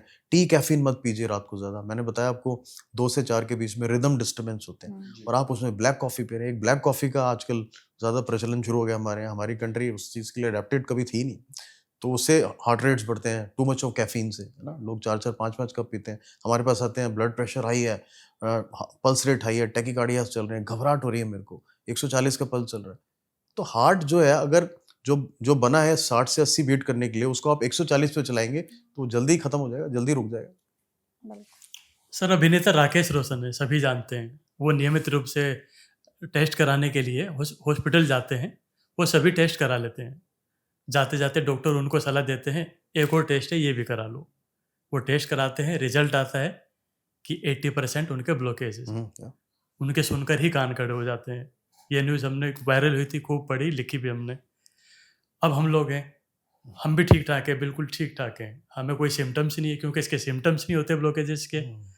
अभी फ़ौरन तुरंत अभी भागकर हम क्या करें? अभी सबसे पहला काम क्या करें? नहीं, अगर आपको अपना रिस्क असेसमेंट करना है, तो सबसे पहले अपने ब्लड टेस्ट कराइए। अब जैसे आपकी बात की जाए, तो अगर आप ओवरवेट नहीं है ना? स्मोकिंग नहीं करते आप, या फैमिली में आपकी किसी को हार्ट डिज़ीज़ नहीं थी, तो हमें प्रोबेबिलिटी निकालनी है। सबको थोड़ा 80% ब्लॉक होगी। वो तो राकेश रोशन जी की तो एज भी होगी थी, इसलिए 80% चलो आ गया। एज भी एक फैक्टर होता है, मेल्स में ज़्यादा होती है। बट अगर नॉर्मल आदमी की बात करें, तो मैंने पहले टेस्ट बताया, लिपिड प्रोफाइल, एचबीएवनसी, टीएमटी, ईसीजी, एको, इन सबसे हमें पता चल जाता है। एक नया टेस्ट आया है डायबिटिक्स के लिए। आजकल डायबिटीज़ बड़ी कॉमन है, तो अगर किसी को शुगर है, तो उसका कैल्शियम स्कोर करा लीजिए। इसको बोलते हैं सीटी कैल्शियम स्कोर। तो सीटी कैल्शियम स्कोर से पता चल जाता है, अगर कैल्शियम स्कोर 400 से ज़्यादा है हार्ट के अंदर, तो इसका मतलब ब्लॉकेजेस हो सकती है। बट एक होती है साइलेंट ब्लॉक, एक होती है सिम्प्टोमेटिक ब्लॉक, कि आप चल रहे हैं तो आपको तकलीफ हो रही है, सांस फूल रहा है, फटीग हो रहा है, पसीना आ रहा है, तो उसको तो ट्रीट करना ही है। चाहे आप स्टेंट से करो, या बलून से करो, या फिर आप बाईपास सर्जरी से करो, उसको ट्रीट करना है। बट एक होता है साइलेंट हार्ट डिजीज, जिसमें सिम्टम्स नहीं है। उसके लिए हम टेस्ट करते हैं कि ट्रेडमिल पे भगाया, देखा ईसीजी कैसा आ रहा है। तो अगर वॉक करने पे ईसीजी खराब आ रहा है, इसका मतलब वो जो ब्लॉक है वो साइलेंट नहीं है, वो एक्टिव है, वो कभी भी फट सकती है, तो हार्ट अटैक हो सकता है। काफ़ी बात हो गई हमारी टेस्ट की, सिम्टम्स की, और उस पे मैं वापस लौटता हूँ जिसमें हमारी बहुत बात हुई है कि लाइफस्टाइल बार-बार आ रहा है। और स्टार्टिंग में जब आपने स्टार्ट किया था, तभी आपने कहा था कि हम कई बार नमक ज़्यादा खा लेते हैं, तेल ज़्यादा खा लेते हैं। इस चक्कर में भी कोलेस्ट्रॉल बढ़ता है और फिर वो एक बड़ा सीरियस कॉज़ बनता है। तो कोई सर मात्रा हो, कोई कॉम्बिनेशन हो कि इतना नमक, इससे ज़्यादा नमक नहीं खाना चाहिए, या इससे ज़्यादा ऑयल इंटेक नहीं होना चाहिए दिन में? कोई कॉम्बिनेशन, कोई रेशियो? देखिए, ऐसा कुछ वो नहीं है कि भाई इतना ऑयल का कुछ एक पर डे का किसी के लिए कंजम्पशन का इतना हुआ है। जैसे हमारी कैलोरी, हमें पता होनी चाहिए हमें कैलोरीज कितनी खानी है। जी। तो जैसे एक बहुत एक्टिव आदमी है, सीढ़ी चढ़ता है, भागता है, कूदता है, उसको 2500 कैलोरीज खानी है। या कोई लेबरर है, जैसे बहुत हैवी काम करता है। हम लोग सेडेंटरी लाइफस्टाइल है मोस्टली, हम लोग ज़्यादा एक्सरसाइज वगैरह करते नहीं है, बैठ के हम बैठे हैं, तो हमारी जो एक्चुअल कैलोरी रिक्वायरमेंट है वो 1800 कैलोरीज है। हम खाते हैं 2500-3000 कैलोरीज, तो उससे वजन बढ़ता जाता है। दूसरी बात, हमें ये पता होना चाहिए कि कैलोरी का कितना पोर्शन फैट से आना चाहिए, कितना पोर्शन कार्बोहाइड्रेट से आना चाहिए, कितना प्रोटीन से आना चाहिए। जी। तो अगर वेट लॉस करना है तो कार्ब्स कम खाने हैं, जी। तो आप 40% कार्ब ले लीजिए, बाकी प्रोटीन से ले लीजिए, और 10 to 15% अगर आपका कोलेस्ट्रॉल हाई है तो फैट इंटेक रखिए टोटल कैलोरी का। जी। और आपको पता होना चाहिए कि एक 5 ml के जो फैट होता है, उसमें जो कैलोरी होती है अराउंड 40-50 कैलोरीज होती है, तो उससे आप कैलकुलेट कर सकते हैं। जी। बट सबसे जो एक कॉमन आदमी के लिए बात बताई जी, जाए, जी। वो ये है कि तली हुई चीज़ें डेली नहीं खानी चाहिए। आप जो नॉर्मल आप घर में कुक कर रहे हैं, उसको आप स्टीम्ड अगर कुक करते हैं, जैसे पुराने घरों में जो पुरानी हम लोग, हमारी दादा परदादा सब लोग कैसे बनाते थे, जी। हांडी के ऊपर बनाते थे या स्टीम में बनाते थे, फिर कुकर्स आ गए, आजकल नॉन स्टिक आ गए। जी। कहने को हम फ्राई कर रहे हैं चीज़ों को ना, ऑयल उसमें रह जाता है सारा। तो छोटा मोटा ऑयल स्टीम्ड के साथ आप बनाओगे नॉर्मल, तो उससे ज़्यादा हार्म नहीं होगा। मस्टर्ड ऑयल यूज़ कर लीजिए, जो हार्ट फ्रेंडली ऑयल्स हैं वो यूज़ कर लीजिए। जी। तो अगर आप पूरे दिन में 10 ml 15 ml ऑयल ले लेते हो तो कुछ ज़्यादा फर्क नहीं पड़ेगा। जी। उसमें से आप 1-2 ml देसी घी जो बोलते जी। हैं सैचुरेटेड फैट ले सकते हैं अगर आपको कोलेस्ट्रॉल हाई नहीं है। जी। तो कोलेस्ट्रॉल पे भी डिपेंड करता है। जी। बट अगर आप बहुत एक्टिव हैं, एक्सरसाइज कर रहे हैं, आपको कोई तकलीफ नहीं है, सारे टेस्ट नॉर्मल है, तो 15 से 20 ml ऑयल पर डे में कोई हर्जा नहीं है। सॉल्ट की बात करें तो अगर आपको ब्लड प्रेशर है तो सॉल्ट इंटेक 5 ग्राम से नीचे होना चाहिए। जी। 1 टीस्पून इसके नीचे रखने के। और अगर आपको ब्लड प्रेशर नहीं है तो थोड़ा बहुत ऊपर खाया जा सकता है, बट कहा यह जाता है कि नमक कम ही खाना चाहिए। हाँ जी सर, क्योंकि सवाल इतना ये इतना सफिशिएंट होता है 5 ग्राम्स के करीब। हाँ, क्योंकि मतलब ये सवाल इसलिए आता है, कई बार हम कई सारे वीडियोस हैं जिसपे थंबनेल्स लगे होते हैं मोटे मोटे अक्षरों में कि हार्ट अटैक से बचना है तो किचन से 3 सफेद आइटम हटा दो, जिसमें चीनी का जिक्र होता है, जिसमें नमक का जिक्र होता है, जिसमें मैदे का जिक्र होता है। नमक कैसे हटा सकते हैं? नमक नहीं हटा सकते, सोडियम कम हो जाएगा, फिर ड्राउजीनेस शुरू हो जाएगी, फटीग हो जाएगी। कम खाना है, हटाना नहीं है, कम जी। खाना है। जी। शुगर हटाई जा सकती है, शुगर की जरूरत नहीं है। तो हम कार्ब इतना खाते हैं इंडियन डाइट में, तो खासकर चावल, पराठे, आलू, है ना, इतनी सारी चीजें जिससे कार्ब्स मिल जाते हैं। जी। सब्जियों में कार्ब्स होते हैं, तो कार्ब्स जिसको वेट लॉस करना है, हटा सकते हैं। बट अगर कार्ब पूरे हटा देंगे तो फटीग हो जाएगा। कैलोरीज भी तो चाहिए आपको, जी। हेल्दी कार्ब्स चाहिए। जी। कार्ब हटाने नहीं, हेल्दी कार्ब्स खाने हैं। तो व्हाइट चीनी हटा देनी चाहिए। तो अगर आपको शुगर नहीं है, कोलेस्ट्रॉल नहीं है, आप एक्टिव हैं, तो आप ब्राउन शुगर ले सकते हैं। जैगरी इतनी अच्छी चीज़ है, गुड़ डाल के खा सकते हैं आप, उससे कोई फर्क नहीं पड़ता। बट जिन लोगों को डायबिटीज़ है उनको तो चीनी खानी नहीं चाहिए। जी। और नमक, जिन लोगों को ब्लड प्रेशर है, कम खाना चाहिए। बूढ़े लोगों को अगर नमक हटा दोगे तो सोडियम कम हो जाएगा, वो ड्राउजी हो जाते हैं, बेहोश हो जाते हैं, गिर जाते हैं। जी। तो हर मरीज के लिए एक फार्मूला नहीं लागू होता है, हाँ। सबके लिए अलग है। तो ये चीज़ हमें ध्यान रखनी है कि एक्सेस नहीं होनी चाहिए, मॉडरेशन इज द की। तो अगर हम बोलते हैं किसी को हार्ट अटैक के पेशेंट को, अब उसको स्टेंट लग गया या बाईपास होगी, उसको हार्ट अटैक हो गया, तो ये थोड़ा, अब 40 साल 30 साल के लोग आ रहे हैं मेरे से पूछते हैं अब हमें पूरी जिंदगी नहीं खाना, हम कुछ खा ही नहीं सकते जी। क्या? जी। तो ऐसा नहीं होता, it is all about moderation. तो अगर आपका किसी दिन घर पे ब्रेड पकौड़े खाने का मन है तो घर के ऑयल में बना के घर से खाइए अपना। वो रीयूज ऑयल मत लीजिए जो बाहर यूजली होता है। जी। तो सस्ता ब्रेड पकौड़ा या सस्ता समोसा या कोई सस्ती बाहर चीज स्नैक मिल रहा है आपको, तो कोई रीजन है कि वो ऑयल बार बार यूज हो। हाँ। जी। तो आप घर पे फ्रेश खाइए, हफ्ते में 1 दिन 2 दिन खाइए। आप संडे को अपने पराठे खाइए, स्टफ पराठे खाइए, ऑयल कम डालिए ऊपर, उसको तलिए मत, जलाइए मत। हम लोग क्या करते हैं, उसको तेल डाल के उसको जलाते हैं, फिर वो ट्रांस फैट बनता है। ट्रांस फैट से हमारे ब्लॉकेजेस बन जाते हैं, कोलेस्ट्रॉल, बैड कोलेस्ट्रॉल बढ़ जाता है, जी। एसडीएल कम हो जाता है। तो आप ऊपर लगा सकते हैं, देसी घी भी ऊपर लगा सकते हैं अगर कोलेस्ट्रॉल नॉर्मल है। तो कुछ लिमिटेड क्वांटिटीज में खाया जाता है, मॉडरेशन होनी चाहिए। तो आपका किसी दिन मन है, आपने सुबह ब्रेकफास्ट बड़ा हैवी कर लिया, अच्छे से फर्स्ट क्लास, जो भी खाना आपने खा लिया, तो पूरा दिन फिर कुछ मत खाइए, आप उस कैलोरी को बैलेंस कर दीजिए। जी। फ्रूट्स खा लीजिए, वेजिटेबल खा लीजिए। जो चीट डेज, चीट मील्स वो करी जा सकती है, ऐसा नहीं करी जा सकती। जी सर, कोलेस्ट्रॉल की बात चल रही है, 2 टर्म आए, गुड कोलेस्ट्रॉल और बैड कोलेस्ट्रॉल। आसान भाषा में ये इन दोनों में डिफरेंस क्या है और ये कैसे हमारी ह्यूमन बॉडी को इम्पैक्ट? तो जैसे हमने कोई ऑयली चीज़ खाई या जो भी हमने खाना खाया जिसमें ऑयल हमारी बॉडी में गया, तो उस ऑयल से good cholesterol, bad cholesterol 2 component होते हैं उसके अंदर। जी। तो हमारे लिवर से एक मॉलिक्यूल होता है, जो पार्टिकल्स होते हैं, तो वहाँ से एलडीएल जो कोलेस्ट्रॉल है वो लिवर में चला जाता है। कोलेस्ट्रॉल, जो बुरा वाला कोलेस्ट्रॉल जो एलडीएल बोलते हैं, जी। वो लिवर में जाके उसको खत्म कर देते हैं, डिसइंटीग्रेट कर देता है। मतलब एक तरह से लिवर उसको हाजमा कर देता है, बैड कोलेस्ट्रॉल। जी। तो एक एंजाइम होता है, अगर वो डेफिशिएंट है तो वो कर नहीं पाएगा उसको डिसइंटीग्रेट, तो एलडीएल लेवल्स बढ़ जाएंगे, उसको बोलते हैं बुरा कोलेस्ट्रॉल। जो एसडीएल होता है उसका काम होता है एलडीएल को खत्म करना। तो अगर आपका एसडीएल लो है और एलडीएल हाई है तो फिर ब्लॉकेजेस के चांसेस बढ़ जाते हैं। तो H means high, it should be high, जी। जो इंडियंस में कम है, हमारी जेनेटिक्स ऐसी है। और उसको बढ़ाने के ज़्यादा तरीके नहीं है। बढ़ाने के तरीके नट्स हो गया थोड़ा, या जो सी फूड होता है उससे बढ़ जाता है, सेसमी सीड्स हो गए, कुछ सीड्स जो हम बोलते हैं खाइए, एक्सरसाइज से बढ़ता है ना। एसडीएल बढ़ाने के कुछ तरीके हैं, बट एलडीएल कम किया जा सकता है। तो रेशो इंपॉर्टेंट है। तो अगर ratio of LDL and SDL हम लो रखेंगे जी। तो बेटर रहेगा उसमें। तो इसलिए हम एसडीएल नहीं बढ़ा पाएंगे तो एलडीएल कम कर लीजिए। वो कैसे कम करें? Exercise, exercise. फैट्स कम खाना, एक्सरसाइज करना, वेट लॉस करना। साथ में जो बेकरी आइटम्स होते हैं हम लोग खाते रहते हैं बैठ के, बिस्किट, पिज्ज़ा उठा लिया, जैसे कोई आया तो पिज्ज़ा खा लिया हमने, सैचुरेटेड फैट, चीज़ हो गया, पैकेज फूड्स हो गए, फ्रोजन फूड्स हो गए, इन सब में हिडन सॉल्ट होता है, हिडन कोलेस्ट्रॉल होता है। फ्राइड आइटम्स खाना डेली, ये सब चीज़ें। तो अगर हम इसको अवॉइड करेंगे तो एलडीएल ठीक हो जाएगा। एक्सरसाइज बड़ी इंपॉर्टेंट है। तो आपने अगर वेट लॉस कर लिया 10 kg का, तो 10 के करीब आपको कोलेस्ट्रॉल कम हो जाता है।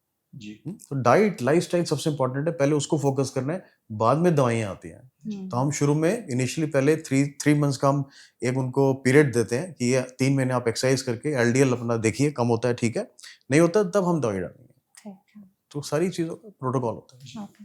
अच्छा डॉक्टर, मेरा यहाँ पे एक आपसे सवाल होगा कि जैसे हमने इतने सारे फैक्टर्स पर बात कर ली, अगर किसी को कुछ ऐसे लक्षण समझने हो कि हाँ दिल की बीमारी तो नहीं पनप रही है, तो क्या हमारी बॉडी कुछ समय से हमें कुछ ऐसे सिग्नल्स दे रही होती है कि हाँ समय रहते इस पर ध्यान दे दो तो दिल की बीमारियों का आप जो रिस्क तो बचा सकते एक्चुअली में साइलेंट हार्ट डिजीज ज़्यादा टर्म होती नहीं है।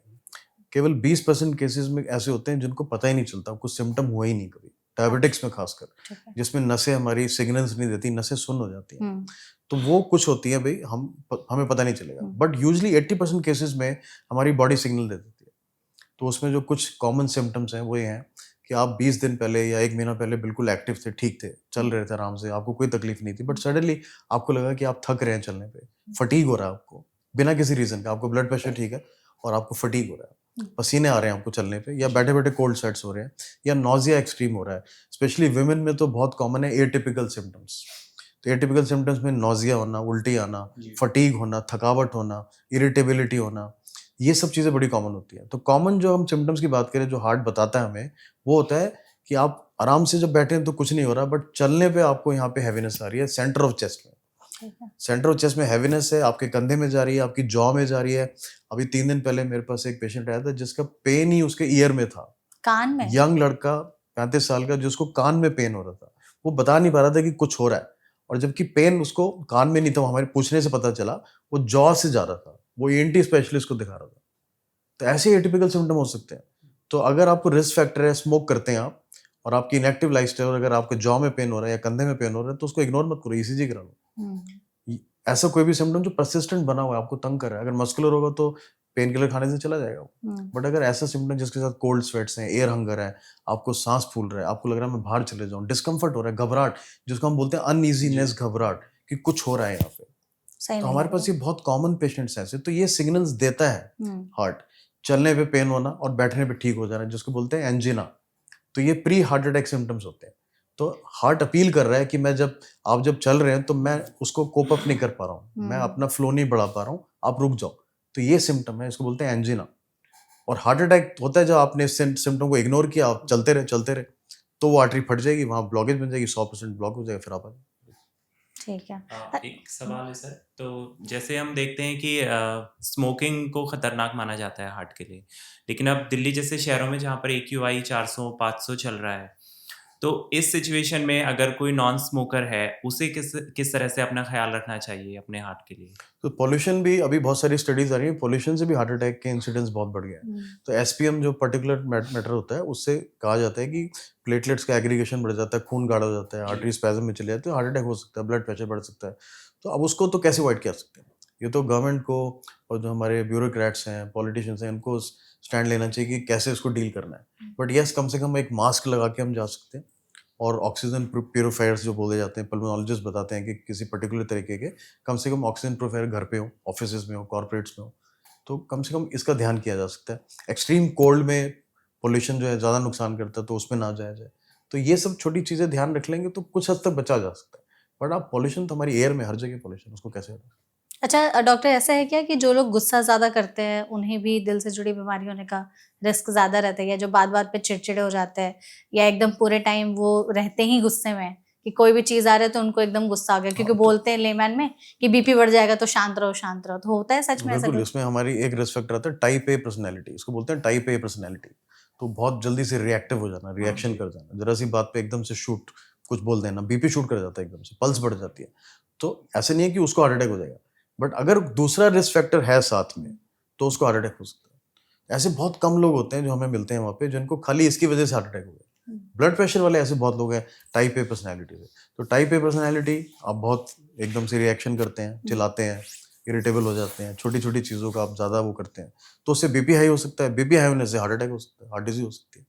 तो ऐसा रीज़न है, टाइप ए पर्सनैलिटी बोला जाता है कि ये रिस्क फैक्टर हो सकता है। ओके, क्योंकि आजकल रोड रेज भी काफ़ी ज़्यादा बढ़ गया है, बढ़ लोग वहाँ पर भी गुस्सा दिखाने लगते हैं। कुछ-कुछ और ऐसी चीज़ें हैं कि जैसे अगर बीपी है किसी को, तो बीपी क्या लो भी उतना ही खतरनाक होता है जितना हाई, दिल की बीमारी को और बढ़ाने के बीपी लिए? लो से इतना कुछ ज़्यादा फर्क नहीं पड़ता अगर आपका हार्ट का फंक्शन नॉर्मल है, तो लो बीपी बहुत कॉमन है थिन लोगों में, हाँ। स्पेशली फीमेल्स में बहुत हम्म, कॉमन होता है। Hormonal disturbances, pre menstrual symptoms है ना, काफ़ी कॉमन होता है। या आपका सॉल्ट इंटेक कम है थोड़ा सा, या कुछ जेनेटिक चीज़ें होती है कि आपका बीपी 90 रहता है, ऊपर वाला 90 रहता है, हम्म, तो उसमें तो अच्छा है आप सॉल्ट खा सकते हो, उसके लिए मल्टीपल स्मॉल मील्स खानी है, तो ऐसे लो बीपी से ज़्यादा नुकसान नहीं होता। बट कुछ चीज़ें ध्यान रखनी चाहिए। जिनको लो बीपी है, एकदम सडन कोल्ड में बच जाइए, सडन खड़े मत होइए, चक्कर आके गिर सकते हैं आप, ग्रेजुअली खड़े होइए।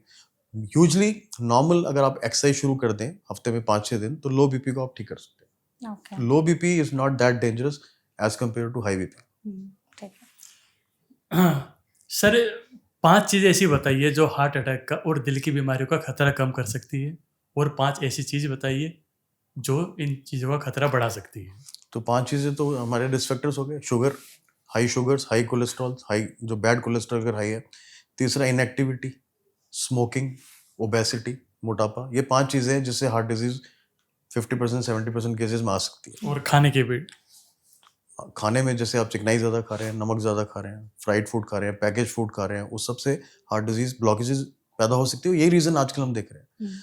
5 चीज़ें जो बचाने के लिए अगर बात की जाए कि हार्ट डिजीज कैसे बचाई जा सकती है, तो ये बोलते हैं आजकल की सिटिंग जो है वो नेक्स्ट स्मोकिंग है। तो एक तो स्मोकिंग सबसे इंपॉर्टेंट फैक्टर है, वो हटा देना चाहिए। बिंज अल्कोहल नहीं करना चाहिए। सिटिंग नहीं होनी चाहिए ज़्यादा देर तक। आप बीच-बीच में उठते रहिए। 15 मिनट बैठिए, आधा घंटा काम कीजिए, 10 मिनट वॉक करके आ जाइए, सीढ़ी चढ़ के आ जाइए। एक्टिव रहिए बीच-बीच में, मूवमेंट करते रहिए आप कुछ भी। तो एक तो ये चीज़ होगी कि आप बी एक्टिव, वॉक कीजिए। दूसरा, फूड्स का मैंने बताया कि आप हाई कार्ब डाइट मत खाइए, लो कार्ब खाइए थोड़ा-सा, या मॉडरेट कंज़म्पशन कर लीजिए। साथ में लो सॉल्ट खाइए, लो फैट डाइट खाइए, फ्राइड फूड नहीं खाइए, फ्रोज़न फूड मत खाइए, पैकेज मत खाइए, प्रोसेस्ड मत खाइए। तो ये तो मील्स का हो गया। 3 सर्विंग्स ऑफ फ्रूट्स अगर आप डेली लेते हैं, सीज़नल फ्रूट्स, सीज़नल 3 अलग तरह के कलर्स की फ्रूट्स लेते हैं, साथ में वेजिटेबल्स खाते हैं 3 से 4 सर्विंग डेली, जो आजकल बहुत कम है। हाँ। तो उससे भी आप ऑक्सीडेंट जो पार्टिकल्स बन जाते हैं हार्ट अटैक के लिए, उसको टैकल किया जा सकता है। तो उसको कम खाइए, उसको ज़्यादा खाइए, ये फ्रूट और वेजिटेबल्स को। दूसरा इम्पोर्टेंट कि अपना ब्लड प्रेशर नियमित रूप से चेक कीजिए, अपना शुगर चेक कीजिए, कोलेस्ट्रॉल चेक कीजिए। सीड्स बहुत अच्छे माने जाते हैं, जो फाइबर सॉल्युबल फाइबर्स देते हैं, उससे हार्ट डिजीज़ के चांसेस कम हो जाते हैं।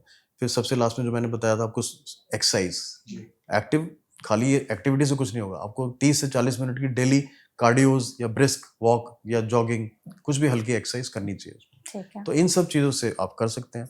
सबसे इम्पोर्टेंट जो है वो स्ट्रेस है, स्लीप बड़ी इंपॉर्टेंट है। तो अगर आप प्रॉपर स्लीप ले रहे हैं 6 टू 7 आवर्स की, बट प्रॉपर टाइम्स में 12 से 6, 11 से 7 जो भी है, तो अगर आप प्रॉपर स्लीप भी लेते हैं और स्ट्रेस कम रखते हैं अपना, तो इससे भी हार्ट अटैक जाएगा। तो ये कुछ चीज़ें हैं, हम लोगों को सब मालूम है, बट हम लोग उसको फॉलो नहीं करते। फॉलो नहीं करते। और डॉक्टर आपने जैसे स्मोकिंग का बोला कि स्मोकिंग जो है वो रिस्क बढ़ाता है। कई बार बोला जाता है कि रेड वाइन जो है वो हमारे दिल के लिए अच्छा होता है। तो लोग रेड वाइन पीना शुरू कर देते हैं। सच में इतना अच्छा होता है दिल के लिए? तो इसको बोलते हैं फ्रेंच पैराडॉक्स, एक है फ्रेंच पैराडॉक्स टर्म है। तो फ्रेंच लोग बहुत कार्ब्स खाते हैं, फ्रोजन फूड खाते हैं, है ना, बीफ वगैरह ज़्यादा खाते हैं, बट हार्ट डिजीज कम है क्योंकि रेड वाइन वो हर मील के साथ लेते हैं। हुँ, बट वो कंट्री अलग है, हमारी कंट्री अलग है। तो अगर ये बोला जाता है कि रेड वाइन या जो लाइट अल्कोहल है, moderate consumption of alcohol 30 to 60 ml per day, 3-4 दिन हफ्ते में, तो उससे आप गुड कोलेस्ट्रॉल बढ़ा सकते हैं। अच्छा। बट फिर हमारे यहाँ पे वो चीज़ लागू नहीं होती है 30 टू 60 ml। हमारे यहाँ पे बहुत सारी चीज़ें होती हैं। हुँ, हमारे यहाँ पे वो मील के बाद नहीं अल्कोहल लिया जाता या रेड वाइन नहीं ली जाती। हमारे यहाँ पे मील से पहले स्नैक्स के साथ लिया जाता है, हाँ। फ्राइड स्नैक्स के साथ। तो वो चीज़ हमारे यहाँ लागू नहीं हो सकती है। फिर यहाँ पे 30-60 ml का कोई फॉर्मूला नहीं, हम दवाई की तरह नहीं लेते हैं, फिर बहुत ज़्यादा बिंज अल्कोहल हो जाता है। हुँ, तो ये सारी चीज़ें नुकसान कर रही हैं। तो अगर कंट्रोल्ड आप वे में आप अल्कोहल लेना चाहते हैं तो ले सकते हैं, बट हम लोग ये एडवाइस नहीं करते कि आप रेड वाइन पीना शुरू करिए। हुँ। उसको ऐसा पीने का कोई फ़ायदा नहीं है, उससे ऐसा कोई हार्ट अटैक नहीं बचने वाला। हाँ, गुड कोलेस्ट्रॉल थोड़ा-सा बढ़ सकता है। रेड मीट के लिए कहा जाता है कि ये दिल के लिए अच्छा नहीं होता, इसको रेड मीट खाने से डेफिनेटली, हाँ, तो ऐसा नहीं है कि इतनी कंट्रीज़ हैं जहाँ पे रेड मीट तो खाते स्टेपल ही डाइट है, हाँ। पूरे दिन में 2-3 बार खाया जाता है, तो उन सबको हार्ट अटैक तो नहीं होता। हुँ, तो रेड मीट को अगर आप बहुत फ्राई करके बना रहे हैं, ऑयल में बना रहे हैं और उसको बहुत ज़्यादा कुक कर रहे हैं, ओवर कुक कर रहे हैं, जिसके हेल्थ बेनिफिट्स खत्म हो जाएँगे, तो फिर बैड कोलेस्ट्रॉल बढ़ जाएगा। हुँ, बट बोलते यही है कि आप रेड मीट कंज़म्पशन करना भी है तो हफ्ते में 1 बार, 2 बार कर सकते हैं। ठीक है। But it should be cooked in A proper way, way. Not fried, और जो हम ग्रेवीज़ खाते हैं, हुँ, उससे तेल जाता है, उससे जमता है। रेड मीट एज़ सच नहीं नुकसान करता। हुँ, तो आप खा सकते हैं, बट इन मॉडरेशन, इन ठीक। Limited amounts you can eat. Okay. कुछ लोगों में देखा गया है जो लो बीपी पेशेंट हैं, उनमें घबराहट बहुत ज़्यादा होती है, स्वेटिंग बहुत ज़्यादा होती है, और वो कुछ कई सारे सिम्टम्स ऐसे नज़र आते हैं कि कन्फ्यूज़न होता है कि कहीं ये हार्ट का इश्यू तो नहीं है। तो क्या ऐसा है? क्या कोई रिलेशन है ऐसा, या फिर ऐसा ही ये myth लो है? हार्ट अटैक से बीपी लो हो सकता है, बट जिनका परसिस्टेंटली पहले से उनका मालूम है बीपी 90 रहता है, उससे हार्ट अटैक नहीं हो सकता। जी। उससे तो वो फटीग होना, डिजीनेस, चक्कर सा आ जाना, थोड़ा सा घबराहट सी होनी, उसको आप कॉफी पी के या नमक थोड़ा सा खा के या मल्टीपल स्मॉल मील्स कुछ कुछ खाते रहिए नट्स, तो उससे बीपी ठीक हो जाता है, जी। एक्सरसाइज से ठीक हो जाता है। तो लो बीपी से हार्ट अटैक नहीं हो सकता, बीपी हार्ट अटैक से लो बीपी हो सकता है। तो हार्ट अटैक के सिम्टम्स मैंने आपको बताए, वही जो जी, जी, चेस्ट जी। पेन होना, घबराहट होना, स्वेटिंग होना, बाजू में पेन जाना, कंधे में पेन जाना। उसके साथ अगर किसी को कोल्ड स्वेट्स आ रहे हैं और आपने ब्लड प्रेशर चेक किया 80 है, जी। ऊपर वाला 90 है, वो रिस्की हो सकता है। उस कंडीशन में फटाफट एकदम से हॉस्पिटल जाके उसका इलाज करा लेना चाहिए, क्योंकि मेन आर्टरी इन्वॉल्व होती है यूजुअली जब बीपी लो होता है हार्ट अटैक। जी। ठीक है। अच्छा डॉक्टर, आपने कॉफ़ी की बात कही थी, तो जैसे ब्लैक कॉफ़ी लोग आजकल पीने लगे, बोला जाता है लिवर के लिए अच्छा होता है, और आप दिन में अगर 3 कप ब्लैक कॉफ़ी पीते हैं, तो इससे आपके ज़िंदगी में 7 साल और ऐड हो जाते हैं। बट आपने कहा कि ज़्यादा ब्लैक कॉफ़ी पीने से भी दिक्कत हो सकती है। हार्ट बीट्स बढ़ जाती हैं, पैल्पिटेशंस बढ़ जाते हैं। तो आप एक्टिव हैं बहुत, आप हुँ, एक्सरसाइज करते हैं, आपका हार्ट अडेप्टेड है हर चीज़ के लिए, स्ट्रेस के लिए, उसके लिए, तो कैफ़ीन पीने में कोई नुकसान नहीं है। ठीक तो है। 2 टू 3 कप्स आप ले सकते हुँ, हैं स्मॉल अमाउंट्स में। बट यूजुअली हम लोग हमारी जो एक्टिविटी है वो है नहीं इतनी, फिज़िकली इनएक्टिव हैं हम ज़्यादा। हुँ, तो अगर ऐसे लोग केवल कॉफ़ी पीते रहेंगे और साथ में हम लोग मिल्क आइटम ज़्यादा लेते हैं एक्चुअली उसमें ना, हुँ, ब्लैक कॉफ़ी ज़्यादा लोग पी नहीं पाते हैं। तो हुँ, ब्लैक कॉफ़ी लेनी भी है तो 1 और 2 कप्स अ डे आप ले सकते हैं। ठीक बट है। अपना रिस्पॉन्स देखिए। हुँ, तो अगर आपका एक ब्लैक कॉफ़ी पीने से आपका हार्ट रेट 70 से 110 पहुँच गया, तो आप सेकंड कप नहीं ले सकते, वो करेक्ट। नुकसान करेगा आपको। हुँ, फिर उससे एसिडिटी होती है, कैफ़ीन से बहुत ज़्यादा एसिडिटी भी हो हाँ, सकती है, तो जिन लोगों को अल्सर्स हैं, उनको नहीं लेना चाहिए। ख़ासकर जो कैफ़ीन है, 6 बजे के बाद तो शाम को पीनी नहीं चाहिए। तो अगर आपने 6 बजे के बाद कैफ़ीन लेते हो, तो आप रात को आपकी डिस्टर्ब्ड स्लीप रहेगी, और बहुत लोग हमारे पास आते हैं कि हम तो उठते रहते हैं बीच में। हुँ, तो कैफ़ीन का एक टाइम होता है ना? वो ठीक है। लेना चाहिए और उसको उस हिसाब से कंट्रोल्ड अमाउंट्स में लेना चाहिए। ओके। अच्छा, हम कैसे समझे कि जो हमारा दिल है, क्योंकि हमने हर चीज़ पर बात कर ली कि दिल सिग्नल दे रहा है, सिम्पटम्स क्या है, रिस्क फैक्टर्स। दिल अच्छे से काम कर रहा है, ये हम कैसे समझे कि हाँ, हम फिट है, हम हेल्दी है, जैसे हमें बीमारी नहीं आप होगी? ब्रिस्क वॉक कर लेते हैं, आप 10 किलो वज़न उठा के सीढ़ी चढ़ जाते हैं और आपका हार्ट रेट सही रहता है, आप थकते नहीं हैं, आपको किसी भी इंटेंसिव एक्सरसाइज कर लेते हैं आप, हुँ, और आपको स्लीप अच्छी आ रही है, आपका ब्लड प्रेशर कंट्रोल्ड है, हुँ, आपके कोलेस्ट्रॉल लेवल्स ठीक हैं, तो आपका मोस्ट लाइकली 95% की आपके चांसेस है कि आपका हार्ट सही काम कर रहा है। ठीक है, बट ज़रा भी एबनॉर्मेलिटी इन चीज़ों में लगती है आपको, तो इसमें मतलब है कि कुछ हो सकता है, तो गड़बड़ आप है। चेक कर लीजिए उसको। हुँ, तो अगर आपका हार्ट कोई भी लोड लेने को तैयार है, स्ट्रेस लेने को तैयार है, हुँ, फिजिकल हो या मेंटल हो, और आपका हार्ट बीट्स ठीक रहती हैं, बीपी ठीक रहता है, आपको सिम्टम्स नहीं आ रहे हैं कुछ, हुँ। आप एक्टिव हैं बिल्कुल, तो इसका मतलब आपका हार्ट स्वस्थ है, हेल्दी है ओके, आपका। बिल्कुल। तो आई थिंक इस सेशन में हमने हार्ट से रिलेटेड हर एक एस्पेक्ट पर काफ़ी अच्छे तरीके से बात की है। हम चाहते हैं डॉक्टर कि जाते-जाते, आप दिल के डॉक्टर हैं, हमें ये ज़रूर बताएँ कि अगर हम चाहते हैं, या नॉर्मल इंसान, या जो भी हमारी ऑडियंस इस वीडियो को देख रही है, कि वो अपने दिल को फिट रखे, लंबे समय तक हेल्दी रखे, तो उनके सुबह से शाम तक का एक प्रॉपर रूटीन क्या होना चाहिए, जिसमें एक्सरसाइज़, डाइट कैसी रखें कि दिल एकदम फिट रहे और कोई तो बीमारी ना इसमें हो? देखो, ऐसा कुछ वो नहीं है कि एक्सरसाइज सुबह ही करनी है या शाम को ही हाँ। करनी है। तो हम एक नॉर्मल पैटर्न की बात करें कि सुबह आदमी उठता है और शाम को सोता है या रात को सोता है। रात के जॉब वाली की अलग बात करें। हुँ, तो सुबह उठ के अगर आप जैसे उठते हैं, तो आप, अगर आपको शौक है चाय पीने का, तो आप हल्की टी ले सकते हैं, विद सम नट्स खा सकते हैं। Hmm, nuts are very healthy. Nuts में सॉल्युबल फाइबर्स होते हैं, गुड कोलेस्ट्रॉल बढ़ जाता है। बट कैश्यू नट्स, काजू को थोड़ा अवॉइड करना चाहिए जिनको कोलेस्ट्रॉल है। ठीक। तो आप सुबह नट्स के साथ थोड़ा सा ले लीजिए, और आपको सुबह अगर एक्सरसाइज कर सकते हैं, इफ़ यू हैव टाइम, जो हमें मिलता नहीं आजकल। हुँ, सब लोगों को 8 बजे कॉर्पोरेट्स में अपना जॉब ज्वाइन करना है। तो अगर आपके पास टाइम है, खासकर जो रिटायर्ड लोग हैं, तो ठंड को थोड़ा दूर होने दीजिए। 8-9 बजे जब सन आ जाता है, तो मास्क पहन के पूरा कवर करके आप अपना वॉक करिए। हुँ, तो आप शुरू कीजिए 10 मिनट्स ऑफ स्लो वॉकिंग, फिर एकदम से 10 मिनट्स थोड़ी-सी फास्ट कर दीजिए, फिर 10 मिनट स्लो कर दीजिए। एक तो ये भी आप कर सकते हैं। ठीक है। इसको बोलते हैं इंटरमिटेंट पेसिंग करना हुँ, थोड़ा-सा। तो 30-40 मिनट की आप वॉक करके अपना आ जाइए, लाइट ब्रेकफ़ास्ट कीजिए, अपना हेल्दी ब्रेकफ़ास्ट जो मैंने बताया, लो कार्ब, हुँ, खूब सारे वेजिटेबल्स हों उसमें, या फिर सॉल्युबल फाइबर्स हों, प्रोटीन्स हों उसमें, एग व्हाइट्स हों, येलो येलो एग भी खा सकते हैं अगर कोलेस्ट्रॉल नॉर्मल है आपका, फ्रूट्स खा लीजिए। तो ये सब अपना एक पूरा ब्रेकफ़ास्ट अच्छा होना चाहिए आपका, हुँ, जिससे आप पूरे दिन एक्टिव रहें। एक्टिव रहेंगे तो जल्दी डाइजेस्ट हो जाएगा, कैलोरीज़ खर्च हो जाएँगी। हुँ, आफ्टरनून में लाइट मील ले लीजिए। बीच में अगर आपको कुछ घर का कुछ करने हैं काम, तो एक्टिविटी कुछ कर लीजिए, जिससे आप, आपका जो स्ट्रेस है वो दूर रहे, दूर अगर है। आप रिटायर्ड हैं। अगर आप कॉर्पोरेट जॉब्स में हैं तो आप बीच में एक लेजर वॉक करके आ जाइए, ब्रेक्स होनी चाहिए। तो आजकल मैं कई जगह कॉर्पोरेट्स में जाता हूँ, मैंने और काफ़ी लोगों ने उसको माना भी है, तो उन्होंने अपने वहाँ पे योगा चैम्बर्स बना दिए हैं। हाँ, योगा चैम्बर्स हैं, मैट्स हैं वहाँ पे, फिर जिम्स बन गई हैं वहाँ पे कि आप जाके 15 मिनट चल के बीच में एक्सरसाइज करके आ जाइए, फिर खाना खा लीजिए, लंच कर लीजिए और फिर शाम को हल्की टी ले लीजिए थोड़ा सा, उसके साथ कुछ लाइट स्नैक अगर आपको भूख लगे। वही मैं कह रहा था कि कैलोरीज का बड़ा इंपॉर्टेंट है कि फालतू में नहीं खाना कि चाय पीनी है तो हमें बिस्किट खाने होते हैं, खाना वो ही नहीं है। करना है। तो ये सब चीज़ें स्नैकी फूड अवॉइड कीजिए, शाम को जाके अपना नॉर्मल मील लेके अर्ली खाना खाइए। तो अगर आप खाना जो लास्ट मील है, लास्ट मील 7-8 बजे आइडियली कर लेनी चाहिए, जो नहीं कर पा रहे हैं तो फिर भी अगर आप 9 बजे भी ले रहे हैं तो लाइट मील लीजिए। आप हैवी मील सुबह ले लीजिए, लाइट मील लेके कम से कम 1 घंटे का गैप रखिए सोने में, या फिर एक लेजर वॉक कर लीजिए, थोड़ा सा ना खाने के बाद हल्का सा चल लीजिए, तो आपको वजन नहीं बढ़ेगा आपका। तो एक ये फॉर्मूला है जिसको बोलते हैं 8 आवर विंडो में खाना। तो अगर आप 8 to 10 आवर्स की विंडो में अपनी 3 मील, स्मॉल मील या एक हैवी मील खत्म कर लेते हैं तो आपका वेट गेन नहीं होगा। तो इसको बोलते हैं एक तरह से इंटरमिटेंट फास्टिंग। फास्टिंग। तो इससे आप वजन कंट्रोल में रखेंगे, आपका बीपी सही रहेगा, आपका शुगर सही रहेगा, कोलेस्ट्रॉल सही रहेगा, तो हार्ट डिजीज नहीं आएगी, चांसेस कम है आने के। बिल्कुल। तो ये छोटी छोटी चीजें अगर हम फॉलो करते हैं तो हम अपने दिल को फिट रख बिल्कुल, सकते हैं। Definitely. Thank you so much doctor, इस सेशन में आप हमारे साथ जुड़े, and thank you so much आप सभी को भी। आपने काफी अच्छे सवाल डॉक्टर से पूछे और आई एम श्योर इस सेशन के जरिए हमारी ऑडियंस को दिल से रिलेटेड जितने भी सवाल है उसको समझने में, जानने में पूरी हेल्प मिली होगी, और आई होप आपने इस सेशन को एंजॉय किया होगा। Definitely. Thank you so much.